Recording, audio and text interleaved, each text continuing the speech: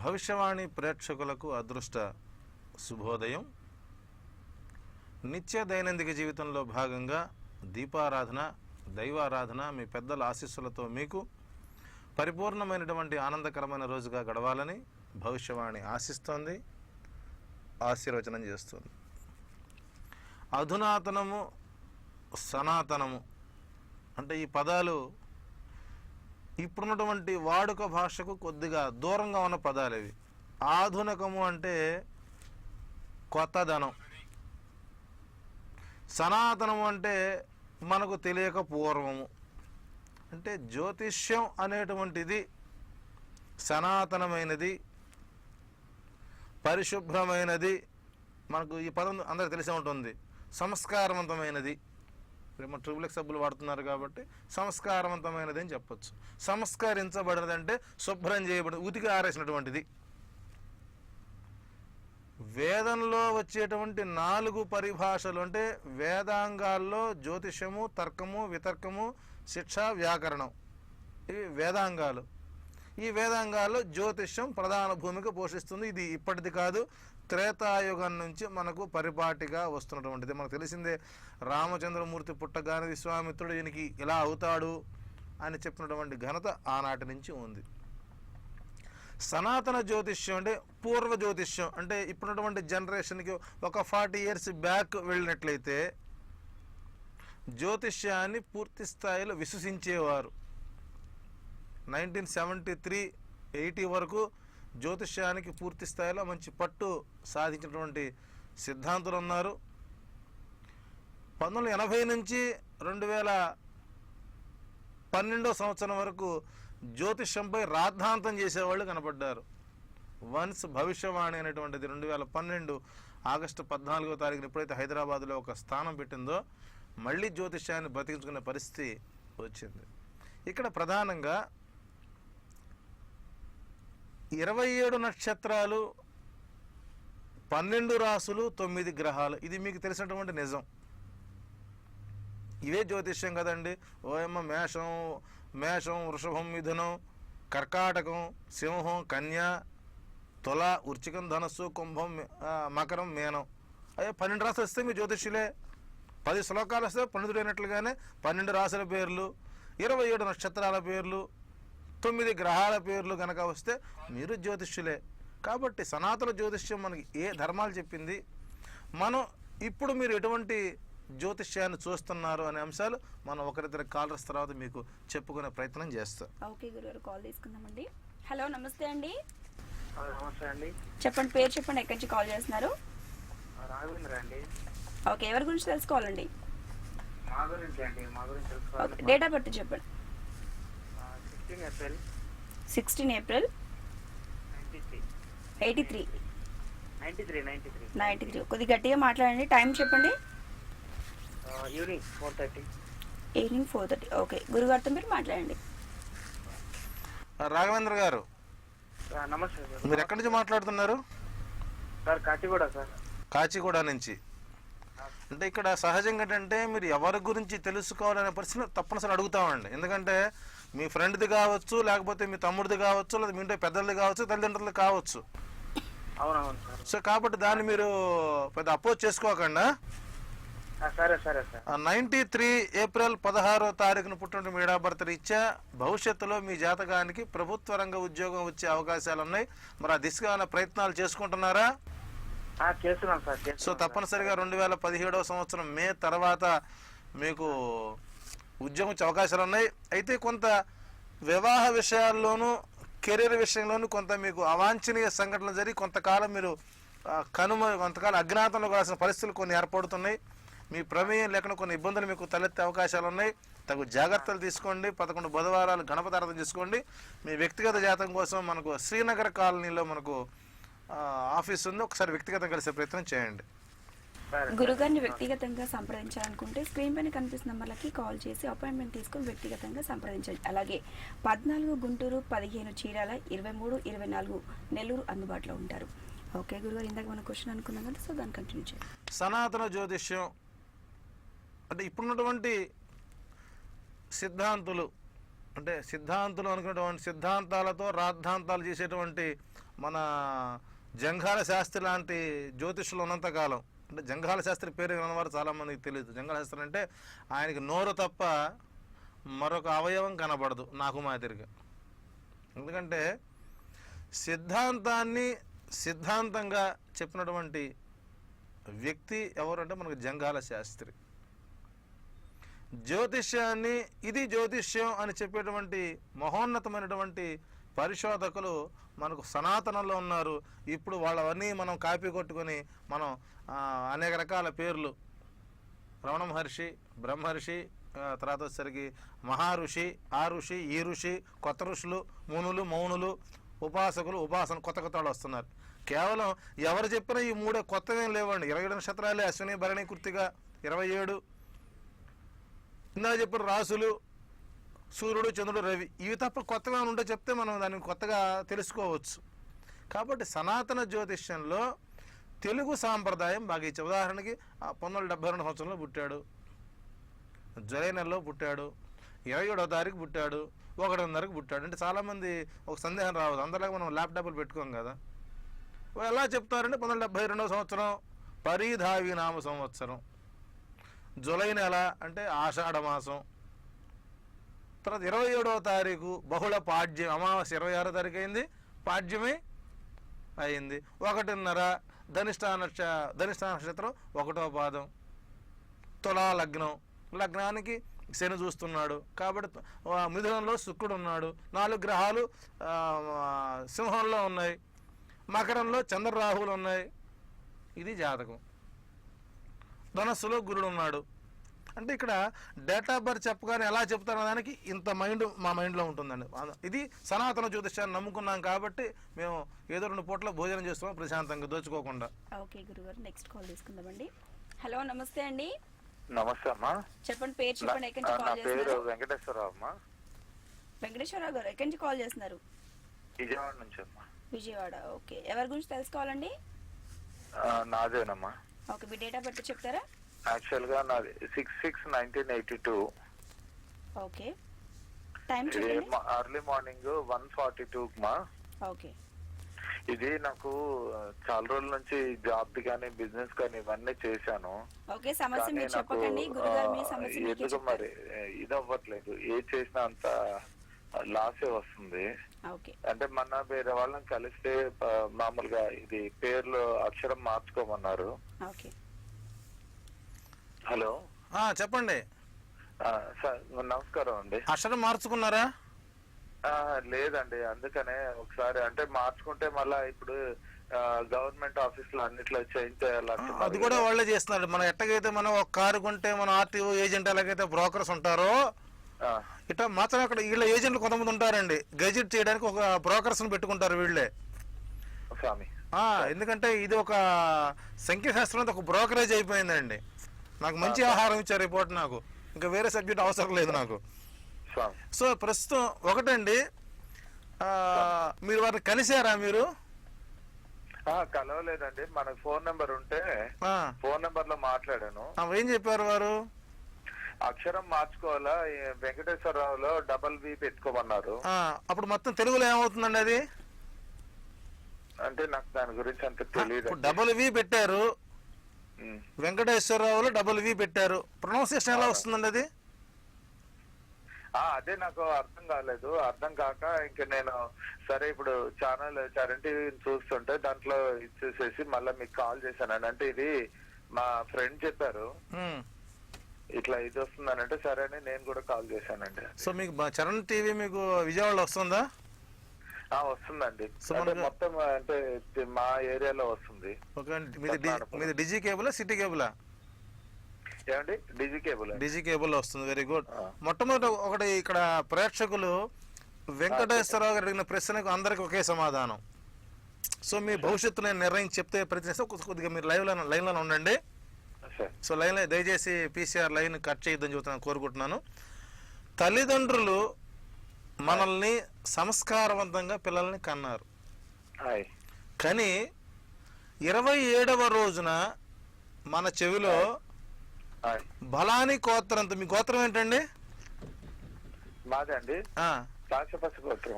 కాశ్యపశ గోత్రంలో పుట్టిన నీవు వెంకటేశ్వరరావు అనేటువంటి పేరుతో ఈ అవనిపై 100 సంవత్సరాలు దీర్ఘాయుషవంతుడవై వంశాభివృద్ధి కలిగి ఉత్తమమైనటువంటి జీవితాన్ని సాగిస్తూ ఉత్తమ సంతతికి వంశాభివృద్ధి చేయవలసిందిగా భగవంతుని ప్రార్థిస్తున్నామని ఆ రోజు మీ తండ్రి గారు మీ చిన్నతనంలో కుడి తొడ మీద పడుకోబెట్టుకొని కుడి చెవిలో ఇవన్నీ చెప్తారు మీకు. అంతేగాని VNKATASWARA వెంకటేశ్వరరావు RAO అని చెప్పలేదు కదండి. లేదండి. లేదు. ఈ గాడిద కొడుకులు ఎవరండి మార్చడానికి, పేర్లు మార్చడానికి? ఈ సంస్కృతి ఎక్కడి నుంచి వచ్చింది మనకిది? దయచేసి చదువుకున్నటువంటి ఎడ్యుకేటెడ్స్ కొంత గమనించుకోవాలి. పేర్లు మార్చుకుంటే మాత్రం జాతకాలు మారుతాయంటే మారిపోతాయండి. మనకు హైదరాబాద్ ఉస్మాన్ యూనివర్సిటీలో మా ప్రొఫెసర్ భూపతిరావు గారండి. భూపతిరావు గారు పాపం ఆయన ఎన్రోల్మెంట్ సైన్స్ డైరెక్టర్గా ఉండేవాడు. ఆయన ఏం చేశారంటే సర్వీస్ అయిపోతుంది, నేను కూడా వైస్ ఛాన్సలర్ అవ్వాలని చెప్పి ఉద్దేశం అప్లికేషన్ పెట్టాడండి. అప్లికేషన్ పెట్టి ఒక మీలాగా ఆయన దగ్గరికి వెళ్తే మీరు RAV కాదు సార్ RAO పెట్టుకోండి అన్నాడు. ఈ మహానుభావుడు RAOగా 100 రోజులు 100 కోర్సులు 100 గ్యాపులు రాసి పంపించాడు. గవర్నర్ ఏం చేశారంటే వైస్ ఛాన్సలర్ ప్రమోట్ చేయండి అని చెప్పి ఒక మెమరాండం ఇచ్చేసారు. ఆల్రెడీ ఆయన అపాయింట్మెంట్ ఇచ్చారు. ఈయన సంతకం చేశారంటే అంతకుముందు RAV పెట్టేవాడు కదండి, పొరపాటు RAO పెట్టాడండి. వెంటనే గవర్నర్ ఆ ఫైల్ రిజెక్ట్ చేశారు. ఆయనకు ఉద్యోగం రాకపోగా సర్వీస్ అయిపోయింది ఆయనకి. ఇలాంటి మార్పులు వస్తాయి. కాబట్టి ఇక్కడ ఆడిన మాట మనకు ఒక నీతి వాక్యం కూడా ఉందండి. మనకు సనాతనంలో పద్యం చెప్పారు, ఆడిన మాట తప్పిన గాడిద కొడకని తిట్టగా విని అయ్యో నాకు ఒక కొడుకు కలడా అని గాడిద ఏడిచిన ఘన సంపన్న. అంటే గాడిద కొడుకు అంటే చెడ్డవాడేం కాదండి, వీళ్ళు పిచ్చి పనులు చేస్తుంటారు వాళ్ళు. కాబట్టి అక్షరాలు మార్చుకుంటే పేర్లు మారతాయి అనేది మాత్రం పూర్తి స్థాయిలో ట్రాష్. అలా ఎవరు మోసపోవద్దు. ఒక డాక్టర్ దగ్గరికి వెళ్తే ఒక పన్ను పీకితే డబ్బులు తీసుకుంటారు, పన్ను పెడితే రూపాయి తీసుకుంటారు. ఇక్కడ ఈ సంఖ్యాశాస్త్రంలో అక్షరాలు మార్చేటువంటి క్రమంలో అక్షరం తీస్తే డబ్బులు, అక్షరం వేస్తే డబ్బు, చేతులు పెన్నులు పేపర్లు. మన పేరు మనం రాసుకుంటే బాగుంటుందండి. కనీసం వెంకటేశ్వరరావు అనే పేరు 100 సార్లు అనుకున్నా స్వామి కరుణిస్తాడు తప్ప చివరికి ఎట్ట తయారయ్యారంటే వీళ్ళు తిరుమల తిరుపతి దేవస్థానం పేరు మేము మార్చాము, వెంకటేశ్వరం పేరు మేము కరెక్ట్ చేశాక ఆయన కోట్లు పెరిగాయి, పానీపూరి అమ్ముకునేవాడు కోటీసుడు అయ్యాడు, న్యూస్ పేపర్ అమ్ముకునేవాడు ప్రింటర్ ఒక మీడియా పెట్టేశాడు. అంటే చివరికి ఏబిఎన్ రాధాకృష్ణమూర్తి ఆయన డైరెక్ట్ ఒక లైవ్లో చెప్పేశాడు, నేను ఏబిఎన్ రాధాకృష్ణమూర్తి నేనే పేరు మార్చాను కాబట్టి ఆయన పేపర్లో పనిచేసి ఆయన ప్రెస్ పెట్టుకున్నాడు అని. నిజంగా పాపం ఆయన తెలిస్తే ఆత్మహత్య చేసుకోవాలి ఈ విషయం తెలిస్తే. కాబట్టి దయచేసి ఎడ్యుకేటెడ్స్ పేర్లు మార్చుకోవడానికి పోయి మీ జీవితాన్ని మాత్రం పాడు చేసుకోవద్దండి. 82 జూన్ 6వ తారీఖున పుట్టిన ఎడబర్తి రీత్యా మీ జాతకానికి ఉద్యోగ రంగం వ్యాపార రంగమే పనికిరాదు. ఆ దిశగా వెళ్ళి మీరు డబ్బులు ఖర్చు పెట్టుకోవద్దు. సాధారణ ఉద్యోగం చేసుకునే ప్రయత్నం చేయండి. స్వయం కృషితో ఇప్పటివరకు మీరు గత 2009వ సంవత్సరం నుంచి మీరు పడుతున్నటువంటి పాటలు నానా తిప్పలు ఇంతవరకు ప్రపంచంలో ఎవడు పడ్డడం అన్న భావన కలగదు. నమ్మక ద్రోహాలు, స్నేహభావ పరిస్థితులు, అనుభవంలో దిగడం, పెట్టుబడులు పెడతాం, చివరికి నిలవటానికి నీళ్ళ కూడా ఉంటుందా లేదా సందేహం ప్రతి కలుగుతోంది. సో కొంత ఇబ్బందికర వాతావరణం ఉంది. కాబట్టి 11 ఇంతకీ మధ్యకాలంలో కెనాల్ రోడ్లో గణపతి గుడి ఉందా తీసేశారండి ఈ మధ్య?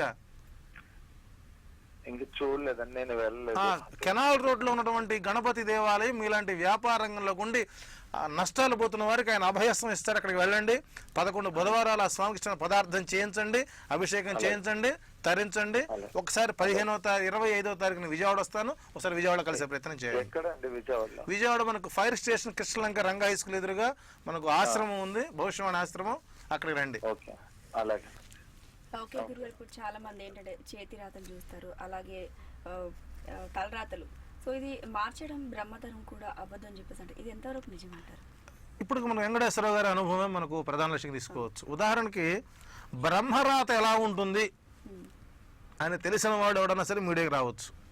ఈ మధ్య ఇది కూడా చూస్తున్నాం టీవీలో. మనం బ్రహ్మరాతను చదివి ఆ రాతను మార్చి 21 రోజులలోగా మీ జీవితాన్ని టోటల్గా మార్చేస్తాం. అలా జరగకపోతే మీ డబ్బులు వాపస్, లేదంటే ఉద్యోగం రాకపోతే మీ పెట్టిన పెట్టుబడి వాపస్.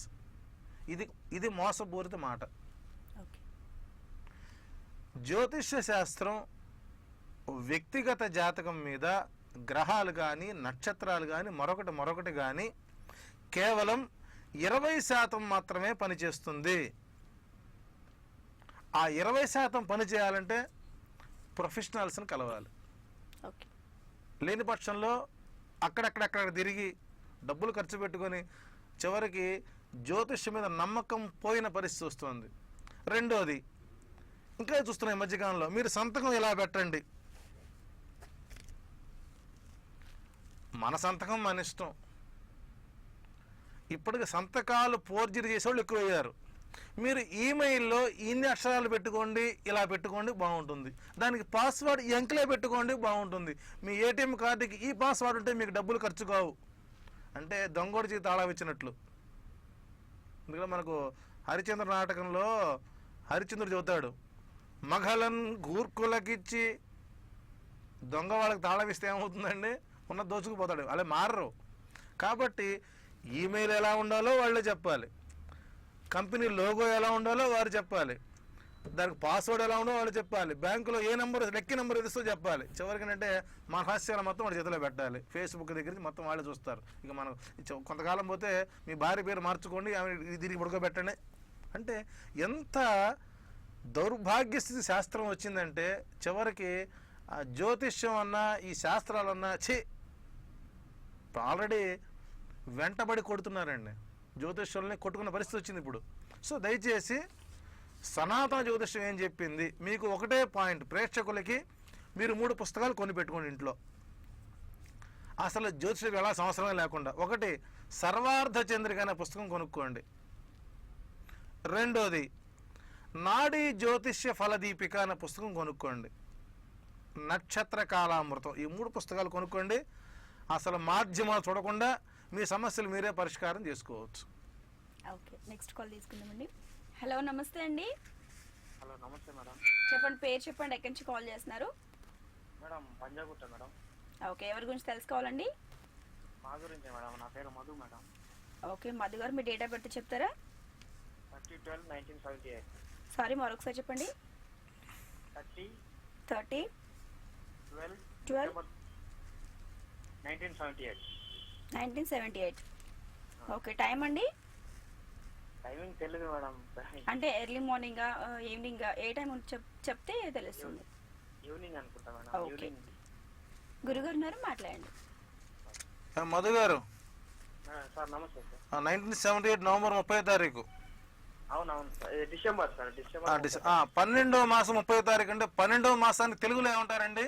అంటే సహజంగా మీరు డిసెంబర్ అంటారు కదా. అవునవును. డిసెంబర్కు మరొక పేరు ఉంది, ఆ పేరేంటి? సార్ వాళ్ళకి తెలియదు. ఇదే అంటే చైత్రము, వైశాఖము, జ్యేష్టము, ఆషాఢము, శ్రావణము, భాద్రపదము, ఆశ్వీజము, కార్తీకము, మార్గశిరం, పుష్యం, మాఘం, పాల్గొనం, 12 మాసాలు మనకుంది. 12వ మాసం 30వ తారీఖు అంటే మీకు మార్గశిర మాసం వెళ్ళి పుష్యమాసం, మార్గశిర మాసం అవుతుంది. అంటే ఈ జాతకుడు పుట్టింది 75వ సంవత్సరం, మార్గశిర మాసం 30వ తేదీ.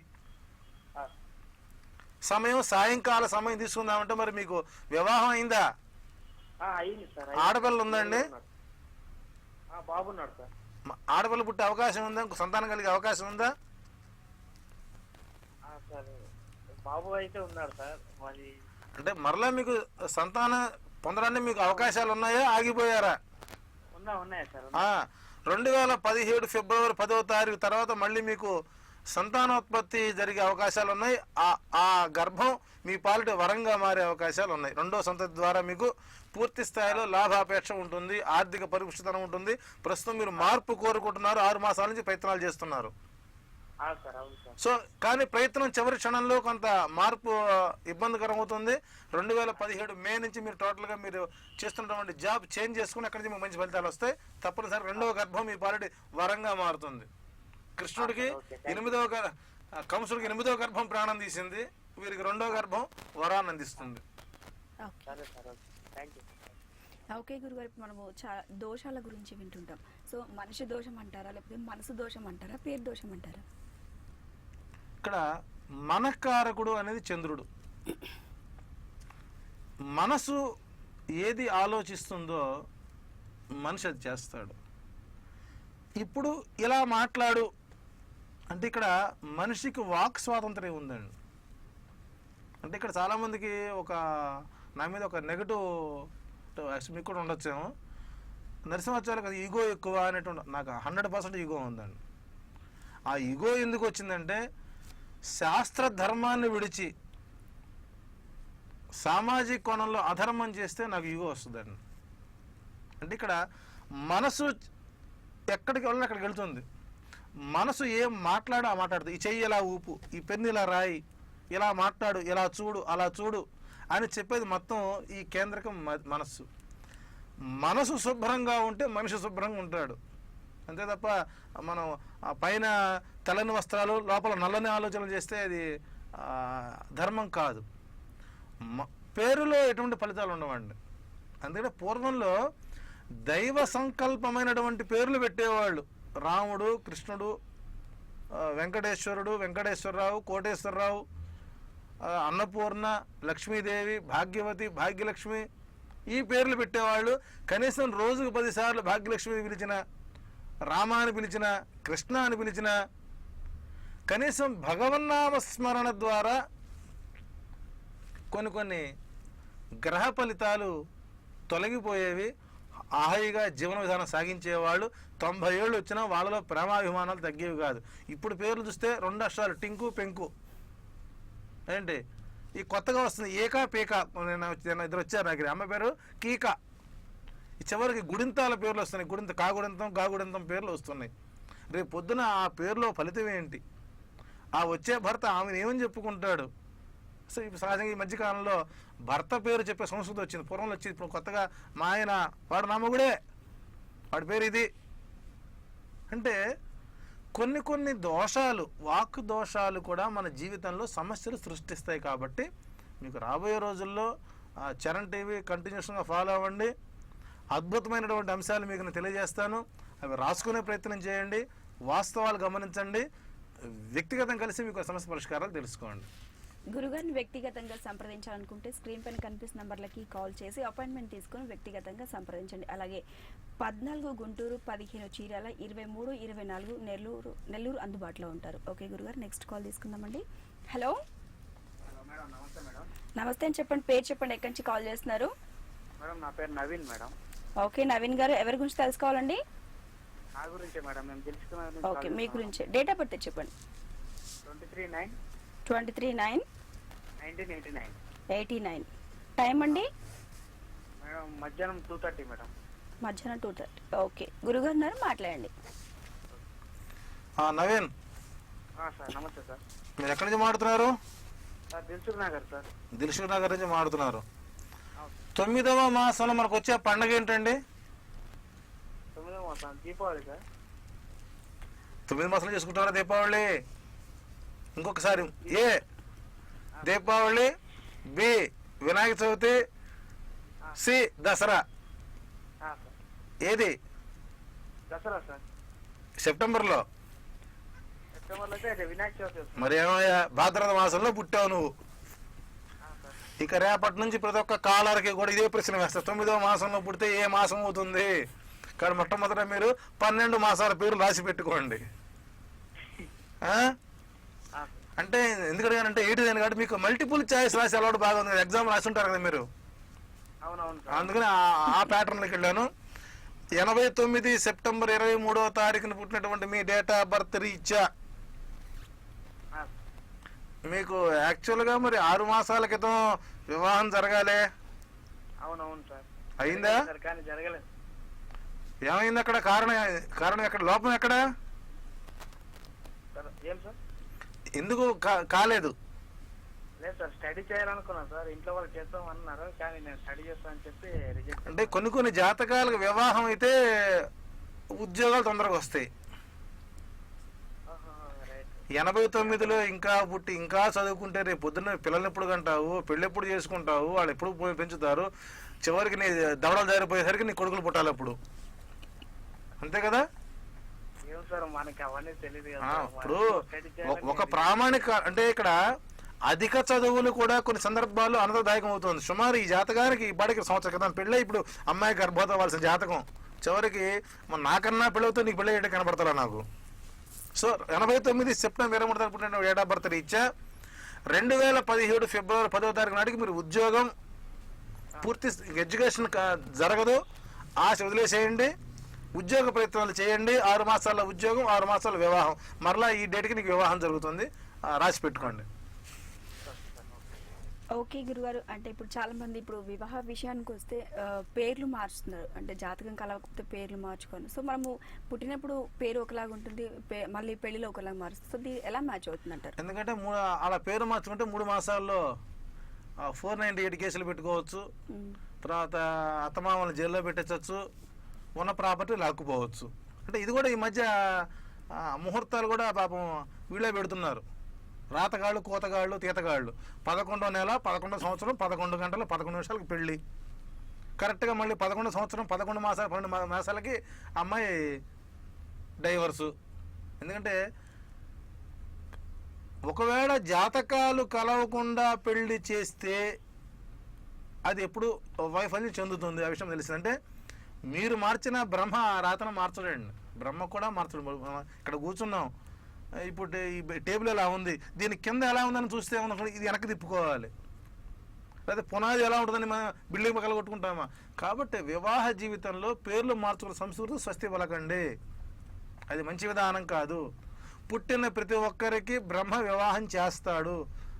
ఆ వివాహం చేసే తాపత్రయంలో తొందరపాటు నిర్ణయాలు, ఆ మెరకా వాడు వచ్చారని చెప్పేసి మనం ఆ మెరకు పంపిస్తే అమ్మాయి తిరిగి మళ్ళీ పల్లానికి వచ్చిన పరిస్థితులు కనబడుతున్నాయి. దయచేసి అక్షరాల విషయాల్లో మాత్రం తొందరపాటు నిర్ణయాలు తీసుకోవద్దు. మంచి దైవికులను సంప్రదించండి, 1కి 2 సార్లు పరిశీలన చేయించండి. తద్వారా వివాహ జీవితం 100 ఇయర్స్ జరగాలి తప్ప 3 మాసాల ముచ్చట ఏదో 100 డేస్ ఫంక్షన్ మాదిరి ఉండకూడదు. కాబట్టి తగు జాగ్రత్తలు తీసుకోండి. రాబోయే రోజు దీని మీద కూడా మనం అనేక చర్చనీయాంశాలు మనం చెప్పే ప్రయత్నం చేద్దాం. గురుగారిని వ్యక్తిగతంగా సంప్రదించాలనుకుంటే స్క్రీన్ పైన కనిపిస్తున్న నంబర్లకి కాల్ చేసి అపాయింట్మెంట్ తీసుకొని వ్యక్తిగతంగా సంప్రదించండి. అలాగే 14 గుంటూరు, 15 చీరాల, 23, 24 నెల్లూరు అందుబాటులో ఉంటారు. ఓకే గురుగారు, మీరు మా స్టూడియోకి వచ్చి జాతక సమస్యలకు చక్కని పరిష్కార మార్గాలు తెలియజేసినందుకు ధన్యవాదాలు.